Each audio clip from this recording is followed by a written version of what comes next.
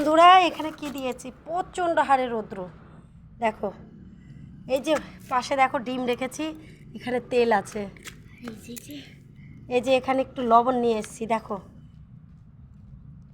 বাপরে, আর পাগল মা এসছে ডিম ভাজতে। দেখো তো মা বলছে ডিম, এই দিকে আসি ডিমটা কেমন।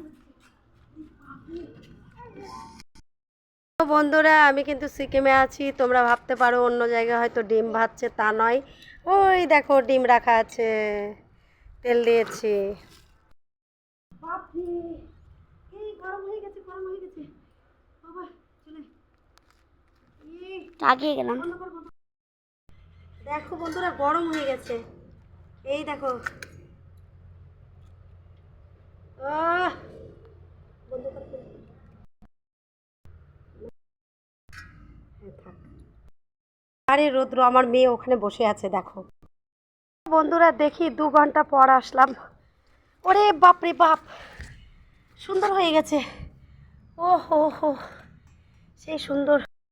আরে বাপরে, ইস, আহা বন্ধুরা দেখো দেখো দেখো ডিম ভাজা, আর একটু হবে।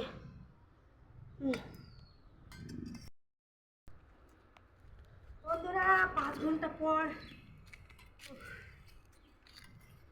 কাছে নিয়ে আয় একটু ডিমটা। ও দেখো বন্ধুরা ডিম হয়ে গেছে, কেটে দে তাড়াতাড়ি। হ্যাঁ এই দেখো বন্ধুরা, ও দেখো বন্ধুরা গরমে রোদ্রে,